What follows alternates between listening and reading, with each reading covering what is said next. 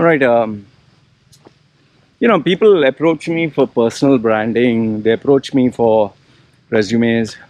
But what you may not know is I've also done trainings on various other disciplines like relationship, coactive coaching, career, personality development. I don't mention all this because it'll just confuse people. From NLP, even though it's a pseudoscience, I've cherry picked the best parts of it to help in peak performance. So one of the consulting requests I get is in terms of relationships. And it comes down to my girlfriend or marriage. And as long as people are willing to pay, I'm willing to engage, provided I know what the request is and can I give them value. What are you on, Brownie? I'm seeing a dog. So one of the requests that I get is for relationships. Now over here, it's normally guys who get in touch with me, mostly guys, who get in touch with me with regards to a girl. And the stories are kind of more or less the same because I see a pattern. Should I marry her? Is she loyal to me? Is she playing games?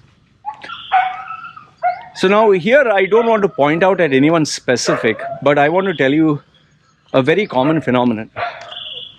If you have a girlfriend, a woman, and you're getting to know her, there is one big red flag, one massive red flag that if you spot or if the person engages in this kind of behavior, trust me when I say this, it's better you run away far from the relationship or just enjoy the good parts of it and make sure that you protect your back. Now, what is the massive red flag? I can tell you this without a doubt is one of the biggest red flags. So what is it? The biggest red flag where it comes to women, especially in relationships, is giving sob stories. Is I'm a victim, poor me, boo hoo hoo, I loved him, he never loved me back, he abused me, I gave him everything. You get the rift. Females who give you sob stories where they position themselves as the poor thing, as the lovable soul, as the innocent little person, the person with a heart of gold, the person with a spotless character. You better run away from this person because females who tend to give you sob stories, they tend not to tell you the truth. Okay, they only give one side of the story, and the story is designed to make them look like a saint. Okay, you need to be really, really careful. Okay, very careful. And this also comes down to even females who cry about rape or females who cry about sexual molestation. Now, before you jump the gun and say, "Oh, Loy, I was with you, and when you said that, I disconnected." Wait, I'll explain. Rape is a horrible injustice, okay? And I've explicitly told you the men who commit this crime should be castrated, physically or chemically, okay? Permanently castrated, and they should be named and shamed publicly. When there are these punishments that they take a cane and whip their ass until the skin comes out and they're bleeding, I find it very well deserved. And the main reason being is I myself was sexually molested and raped as a child, okay? So I know how it feels. Now, among all the rape cases, I can tell you this much. There are a few which are false, and there are a few where the girl is to blame. And I'll explain how. I'll give a specific example so that you can tell me if I'm right or wrong. There was this incident that took place. For privacy, I will not reveal the specifics. Long story short, this girl from the West, young girl in her 20s, she decided to go for a holiday to one of these third world countries like Cambodia, Bali, wherever. Okay, so from the West, this white female took a holiday without her friends, without anyone. She went to one of the country, let's say Bali, and she went for one of those rave parties.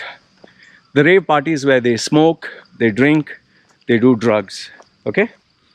And she showed it on Facebook that she was drinking, and when they drink, they go like they're high, and she was putting alcohol in her mouth, and she was high on drugs as well. Okay? She was so stoned that she was drinking the whole night, partying, singing, dancing, and the clothes that she was wearing, she was just wearing a very thin, like only her nipples were covered, and she was wearing this kind of bikini where to put it very mildly, just the decent parts were covered. The indecent parts were covered. Like the bikini was so thin that just her vagina area, that was covered. Rest everything was just like a thin string. Okay? And her breasts, only the nipples, slight nipple parts were covered. It's like a triangle, And she was dancing, and later on, after she finished, she wore her jeans, short jeans, where her bum cheeks could be seen, and front button, it was kind of open. Okay? So she passed out. She was so high, so drunk, she passed out. When she woke up, she had found that her dress, everything was thrown aside, and she was naked, lying on the floor. And she got up, she put her stuff, only to realize that she was bleeding from the backside, and because someone apparently had sex.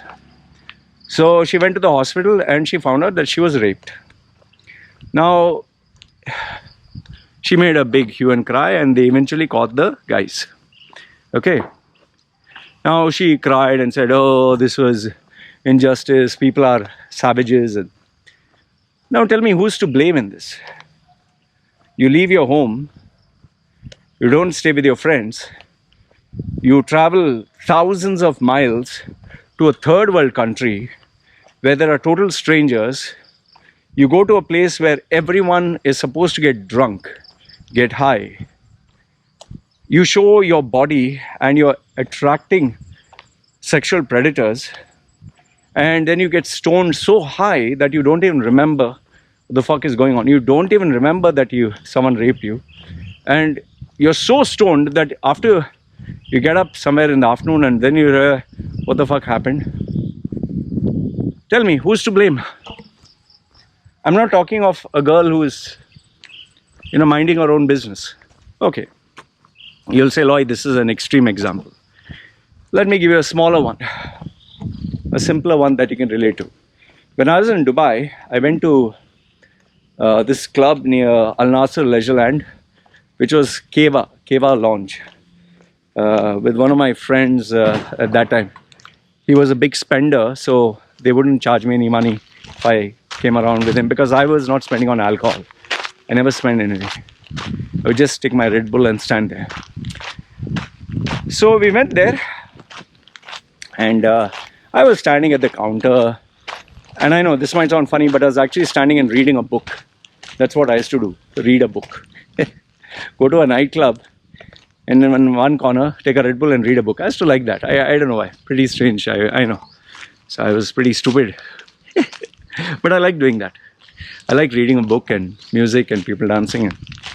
And I was buffed up, those days bodybuilding and steroids, I was pretty big. I had around, I think, 18.5-inch or 19-inch arms.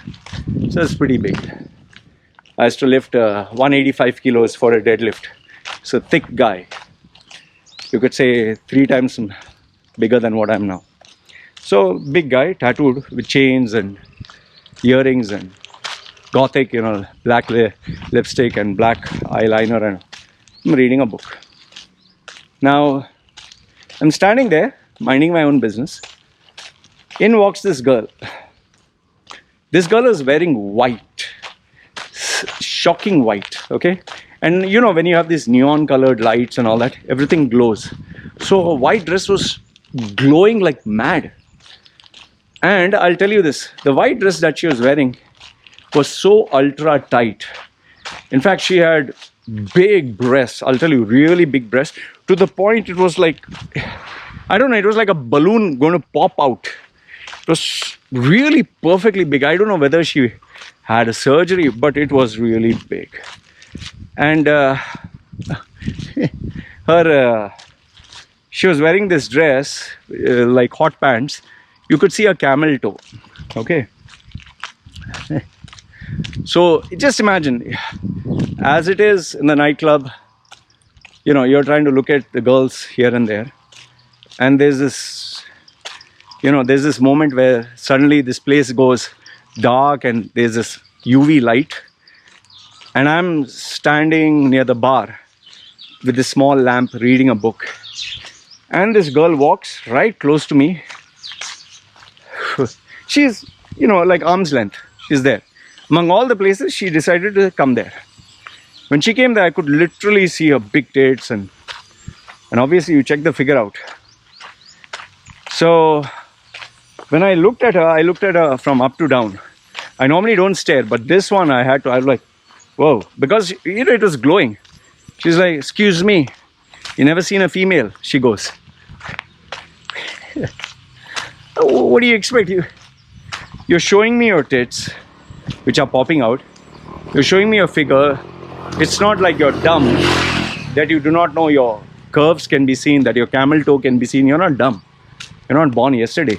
Females know what is happening. Like if I wear something so tight that the outline of my crotch can be seen, you think I'm not aware of it? You think I'm not trying to attract attention there? So I told her, you have a nice pair of tits, and your camel toe is pretty, I mean, it's attracts a lot of attention. I told her straight up front. I said, you have a nice pair of tits. She said, excuse me, how dare you? She goes, how dare you? Wait, what? I'm going to tell the manager or something. You know, you don't know how to behave, bastard. And she goes, and I don't remember what she said exactly because there was music at the background, but I knew that she was pissed off. I just stood there, I was reading. Next thing you know, in walks the manager, Indian guy. So he knew me. I used to always mind my own business. I was not drunk. So she must have told him I'm misbehaving with her. So he comes to me, oh, Loy. He goes, Then he comes to me, whispers, because, you know, there's loud. What, man? What the fuck are you doing? Come on. He's saying, what happened? So he asked me. I said, no, man, I just, what did she tell you? He told me that she's saying that you misbehaved with her. I said, you check your cameras. She came and stood next to me. And she told me that, you know, she was just standing there. I smiled. I said, a nice pair of tits and your camel toe can be seen. He tried to hold his laughter, like, you know. Then he told me, okay, fine, I'll sort it out. So he went to her. He said, okay, he apologized. I'll buy you a round of free drinks. And she was very happy. So I'm peaceful. I said, sorry, whatever. I continued reading. Now, this female who said that I misbehaved with her, she got her free drinks. Okay. After 2-3 drinks, she comes to me and asks me, so what are you reading? Seriously, she said, what are you reading? For me, I said, I'm reading this book. I think it was a book by Felix Dennis, How to Be Rich or something. I told her that. And then she started to ask me questions about it. And she even said, how can you read in a club? And we went on, and next thing you know, she gives me her name. And before you know it, she actually, asks me to drop her home, which I did. And before going, we ended up smooching. Okay, enjoyed a nice French kiss. And she went off. I wanted to take her home for a good shag, but she said she had a boyfriend.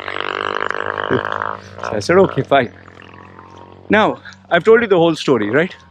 Now you tell me, who is to blame if this girl had someone who sexually tried to rape her? Now, I've not even moved to girls making false claims, fake claims. I just give a simple incident. See, I'm not saying that rape doesn't take place. Yes, it does. There are many women who are fully clothed, There are many women who are decent, but still they get raped. You have sexual grooming gangs in UK. Most of these men who are Asian, you know, some of them are Muslims, some of them are Arabs. You have many Arabs who migrate, who never seen females in their life, and the minute they see, they lose total control. So I'm not saying that rape doesn't take place. I'm not saying that men are innocent, but women are equally to blame in many cases. And that comes down to this red flag that I gave you.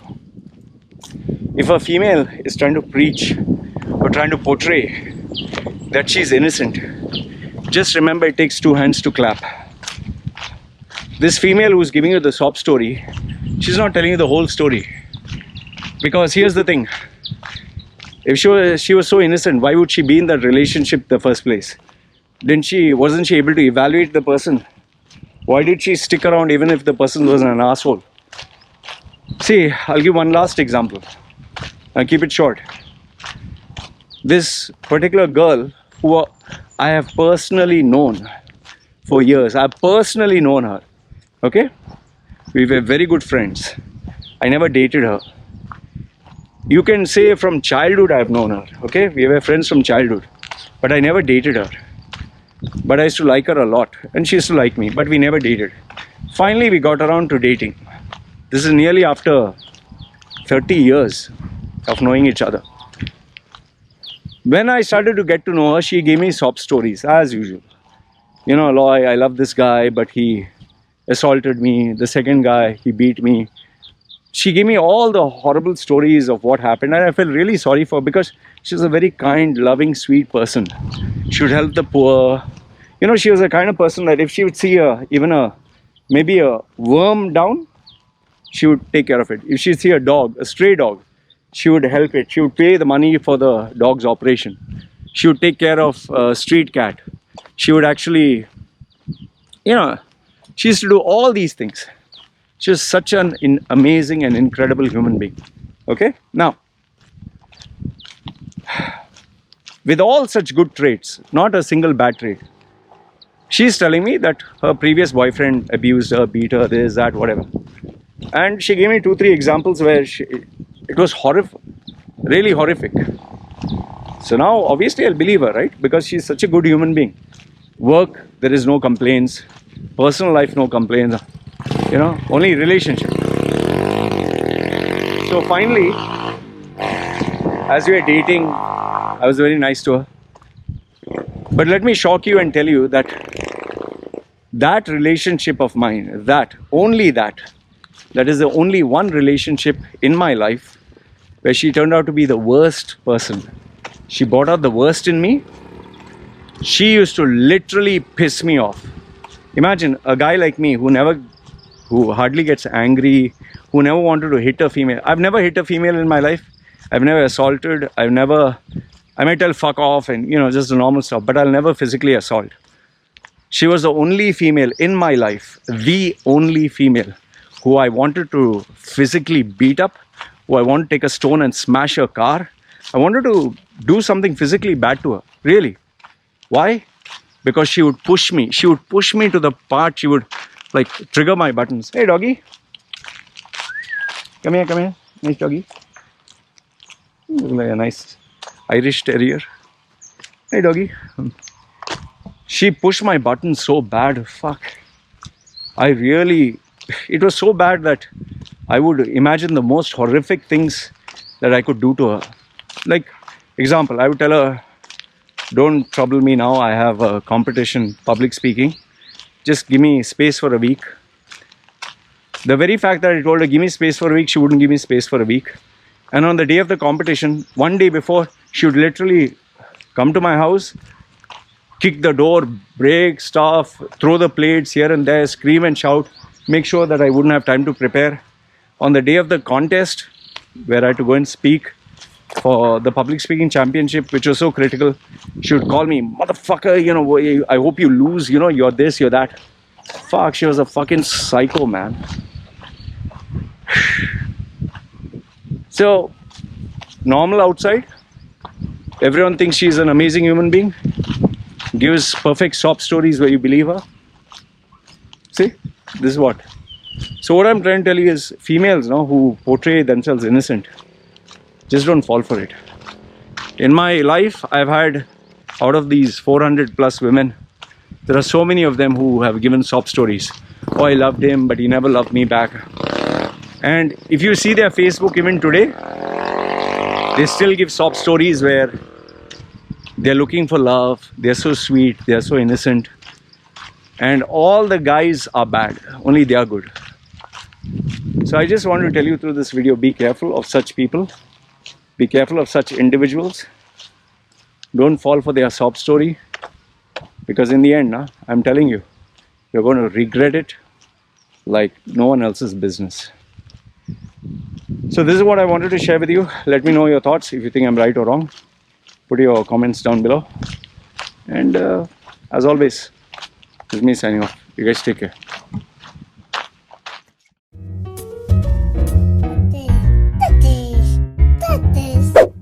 Yeah, I know what you're thinking. You can get a job in the Middle East simply by trying or by magic, through others, or by fluke. Remember that competition is everywhere. Some here, some there, but bam! Loy Machedo is the best.